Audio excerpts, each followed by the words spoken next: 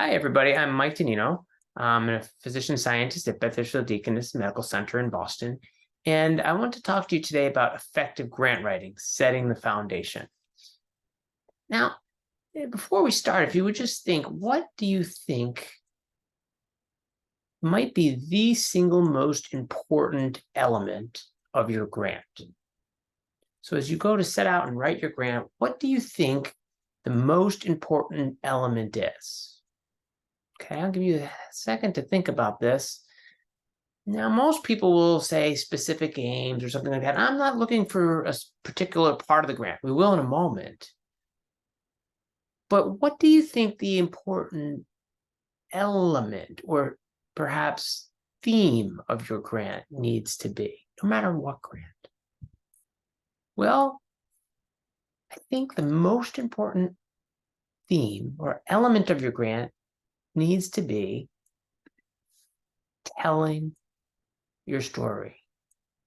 Telling your story. And why is that? Well, I'm going to start by telling a story on why I think this is the most important part of your grant. Well, a number of years ago, I was asked to sit on a study section at the NIH, and a number of you may be familiar with that structure. And on a study section at the NIH, the way they do things is that they give you a number of grants to review. And typically you're reviewing 2 or 3 grants. And after you review each particular grant, you score that grant numerically from 1 to 9, with 1 being the best and 9 being the worst. And after you finish scoring that grant with your overall impact score, it's only at that time do you get to see what other reviewers had put for that grant. Well, as it were, I got invited to sit on the study section, and the initial invitation letter said it was because of my expertise in sepsis. And I said, oh, that's fine. I'd be interested to do this. However, when the grants arrived, I realized that I hadn't fully read that initial email, and it was sepsis, but it had to do with engineering, of which I have really no background, very limited understanding of. And next thing you know, I was reviewing a number of grants that peripherally dealt with sepsis, but really they were engineering-based grants. And I was reviewing these grants, and they were due in a few days in terms of my score, and I felt terrible.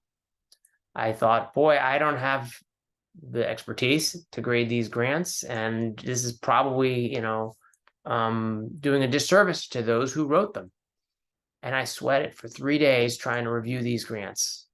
And in the end, I had an impact score for each of those 3 grants. And I put it into the computer. And lo and behold, what happened was as I put them into the computer and saw the reviews of the other 2 reviewers, I realized that I was either had exactly the same score as the other reviewers, or at most, we were 1 or 2 points different. We were essentially the same score for all 3 grants, with about 3 different reviewers for each grant. And why did that happen? How was that possible as I read through these grants that didn't exactly touch my area of expertise? How did I possibly come down with a similar score as the next person and the next person? And that's because each of those 3 grants that I reviewed were trying to tell a story. And I understood the stories really well in one of the grants, very well articulated, brought the background in, explained the situation, explained exactly what they were going to do. And as a scientist, I was able to recognize this was a high quality grant, and they scored really well. There was another grant that I could barely understand what the authors were trying to actually do. It seemed to kind of be all over the place. And I really couldn't understand their story. And they did not score well. And the other one was somewhat in between. But in the end, the key to a solid grant is telling your story. But it's actually not just one story. There's often multiple stories. And what are those multiple stories? Well, Those multiple stories include the story of your science. What is the story of, and that's probably the one that's most obvious to folks. What's the story of my science? But it also includes your story. What's your background? What's your expertise? What is your capacity to carry out what you're proposing in your science? And last, and certainly not least, is your team story. What is your team's and your environment's story to support that they can support the science you're proposing and support you and be collaborative with you in that goal? So you're telling multiple stories, and I've named the 3 key ones here, but there's probably even more stories that kind of can come intertwined in certain grants. But the key is you're telling science story, your team story, and everything is building together into one essential story. Now, often when I ask people, what's the most important part of a grant? They'll tell me the specific aims, as you see here. And if you look at the parts of a grant, and that's probably true, that technically for what part of the grant is probably most important, yeah, it's probably the specific aims. The story is the most important element. The specific aims may be the most important portion of that grant. So the specific aims is a part of, and often the first summary page, one-page summary typically, of your grant. The other key sections of a grant in the NIH format, I'm going to kind of focus on their format for this talk. There are other talks that we talk about different types of grants, but the NIH format has the specific aims, a significance section, an innovation section, and then an approach. So the significance is kind of the key background elements, and it's building the story. The innovation is the key parts that make your work novel and innovative, again, building on that story. And then lastly, the approach, which now explains how you're executing whichever science that you are now proposing. And I often divide the preliminary data. I put the preliminary data in that approach section and divide that into the prelim data and the methods. So why is the specific aims so important? Well, the specific aims has key sections here, background, as it's a summary of your grant. Now, I just explained to you that I reviewed those 3 grants, and I did look at them thoroughly, but there were actually about 10, 15 grants in that section that we all voted on. We all had an equal vote on every single grant. But I'll be honest, the reviewer is not going to review all 10 or 15 grants thoroughly. They'll review the ones that they're focused on. And then, if anything, they may look at the specific aims of the other grants, making the specific aims perhaps the most important part of the grant, because some reviewers, that's all they're going to see. Your 3 key reviewers will look at your whole grant, I assume, most of the time, but the other reviewers often are just looking at your aims. And even if it's just those 3 reviewers that we're talking about and focusing on, the specific aims is going to be the first impression. It's going to be the summary. It's going to be their understanding overall of your grant. So it's an essential section. And so in the specific aims, there is no exact formula, but I like to include background, significance, the innovation, the hypothesis. I always put my hypothesis in my aims. I will, again, throw in some supporting preliminary data, building my story in my aims, my approach, and then kind of laying out where this whole thing goes. So tying your specific aims into the key part of the story and delivering that opening excellent punch to your grant is really important. And that then forms the building block of telling your stories one step at a time. And one of the things that I say to people is that one of the key things you need to remember is to state and test a hypothesis. So I kind of be like, well, of course, Well, you'd be surprised how many times somebody actually forgets to specifically state a hypothesis during in the grant. And if there is no hypothesis stated, that's almost the death knell for a grant. The key part of a grant is to test, is to state and test a hypothesis. And if you don't have that element, that could be almost like a desk rejection. So state whatever hypothesis that you're going to test, and then your grant is then describing how you're going to test it. But here's an important corollary. Do not overstate the hypothesis. And what do I mean by that? Well, remember, whatever you state in your hypothesis is what you are now trying to test in your experiment and in your science. If you overstate your hypothesis and have all sorts of pieces and parts to it, but you're not actually testing that well in your grant, you've now opened yourself to all sorts of attacks and arrows and all that type of a thing. So keeping something very simplistic.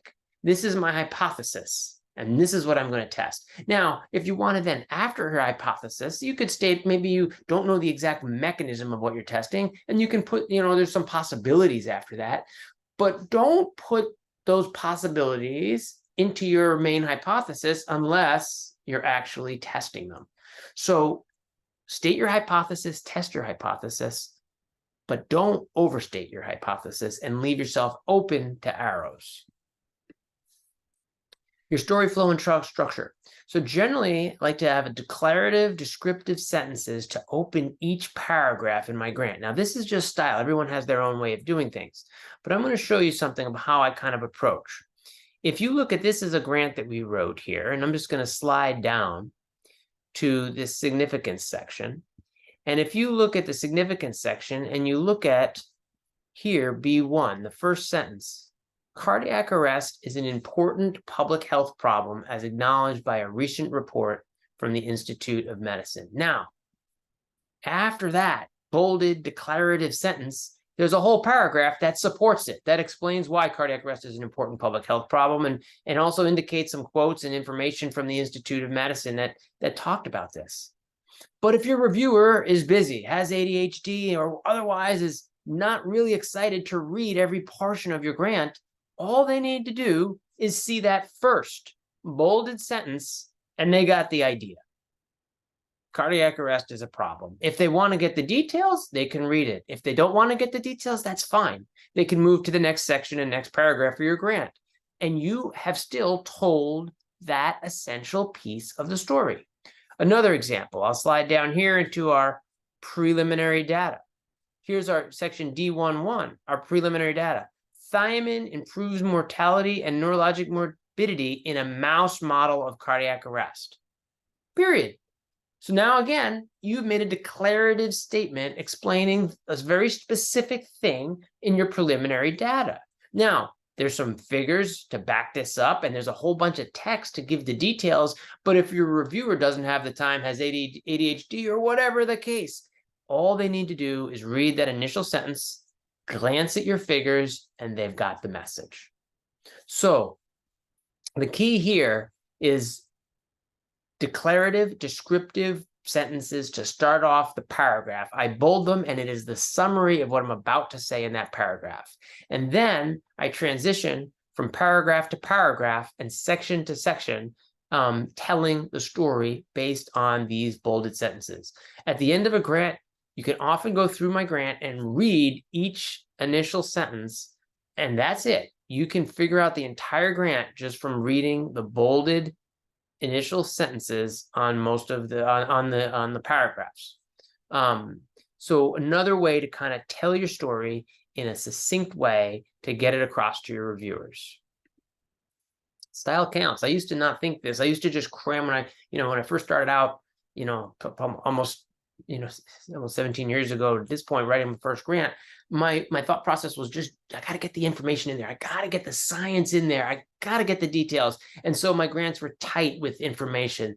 They often were hard to read because they were just so full and jam-packed. But I've totally changed my mind on this. Style counts. I would rather cut content and have a more visually appealing grant than to cram in a bunch of information. Because when you cram in that information, the reviewers are often turned off. I've actually, early on in my grant writing career, gotten feedback of this grant is hard to read. These figures are too small. There's too much, text. I actually got that feedback. And now I change to make sure this is a visually appealing grant. So when people are looking at it, your story, your message comes across in a visually appealing way. You are trying to basically sell your science. So selling your science includes having nice stylistic writing so that people can see and perceive your project. So I bold strategically. Some people use italics, as I said in number 2. I tend to like bolding. You saw how I bold the first line of the paragraphs. I will occasionally bold other elements inside the paragraph if I think it's essential. Spaces.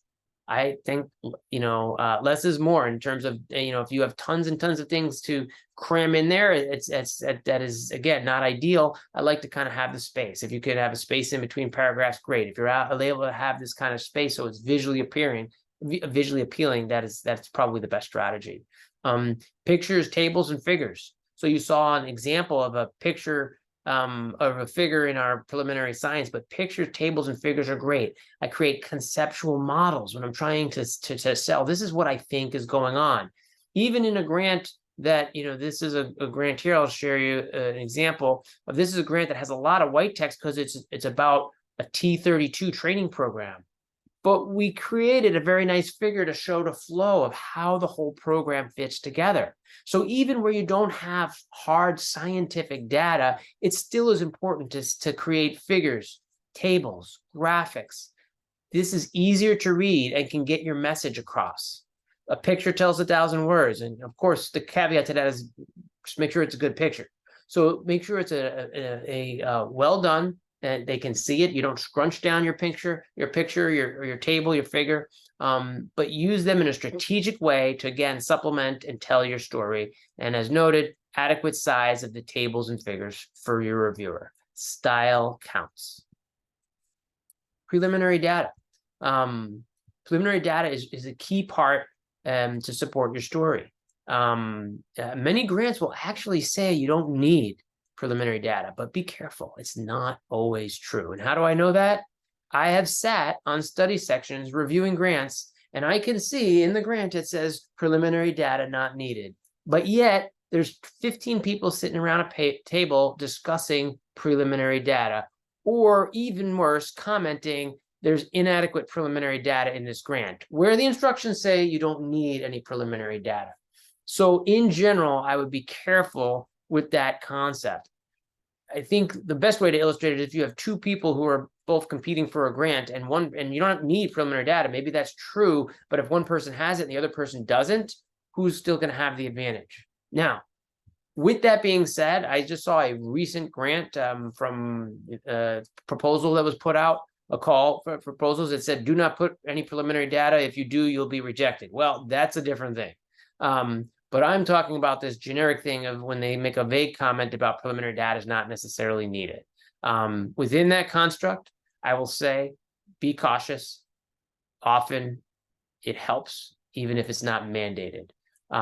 Again, clearly, if it's mandated for you not to put it in or you're going to be rejected, well, yes, that's a different thing. And I've rarely seen that until recently I saw. So still, you want to try and get some preliminary data in there, but you don't have to have perfect preliminary data. Lots of things can be preliminary data. If you have something to support your hypothesis, that's great. That's optimal. Throw that in there. But you don't have to. It could be just defining the population you're going to study, or it can be some preliminary data illustrating your expertise, or proof of enrollments, maybe some other studies that you've done where you've enrolled patients. So there's all sorts of innovative ways. If you're studying a specific population, you can go to a database and get some information on that population. So being able to provide some level of preliminary data is essential, or is important, I should say. And you don't have to be published for it to be included in the preliminary data. It's a bonus if it is, and then of course you would cite that publication and whatnot, but it doesn't have to be published. It can be, again, innovative, and oftentimes you don't even realize that you actually have all sorts of preliminary data just in the basics of you kind of trying to do the background within your system to be able to do this particular project. Know the audience. So it's important to know who's reviewing your grant, what's their level of expertise, and most importantly, do you have any control over it? But why, if you're a subspecialist and you're writing to a subspecialty society, they're going to review your grant much differently than if you're, submitting, say, a K award to the NIH, where you're going to be reviewed by just general scientists in that area.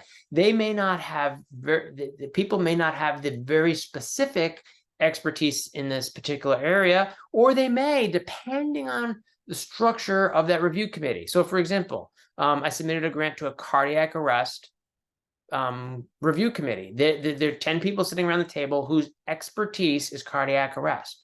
Well, you have to write that particular grant very specific to that audience, because they're going to be very well versed in the literature. They're going to be wondering about a number of different things that that as a field would challenge your project.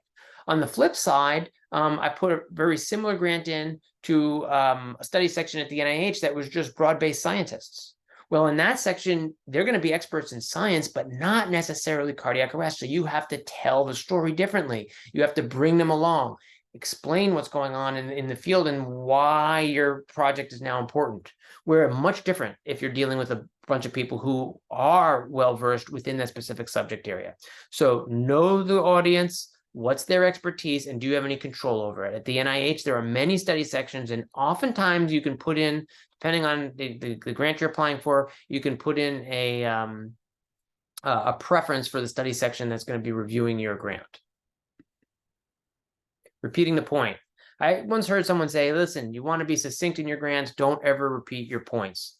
I actually, and again, all these things are different style and opinions, and people have different opinions. I personally do repeat my points. And here's why. I have multiple times over the years gotten a review back and someone says, the authors failed to discuss X. I'm like, wait a minute, it's in there, it's in there. They just didn't see it. Well, it's understandable. In a 12-page grant, they may not see it. So what do? I do actually repeat.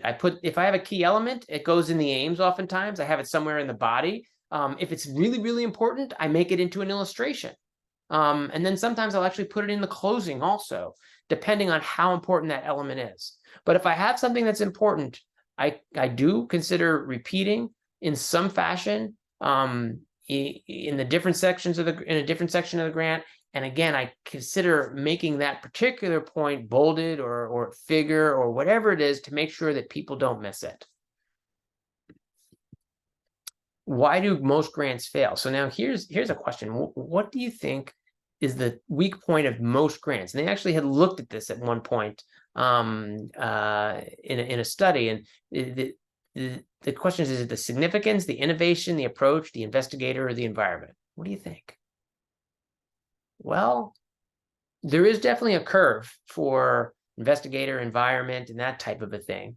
But once you hit a certain point of the curve, the thing that's most likely going to torpedo your grant is the approach. That tends to be the one where the most critique comes in, and something to probably focus the most attention on.